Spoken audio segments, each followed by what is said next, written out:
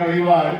ஓம் நாணியம் செய்தேன் நாணியோ தவம் செய்தேன் சிவாய நம எனப் பெற்றேன் தேனாய் இன் அமுதமுமாய் தித்திக்கும் சிவபெருமான் தானே வந்தன துழம்புகுந்து அடிகளே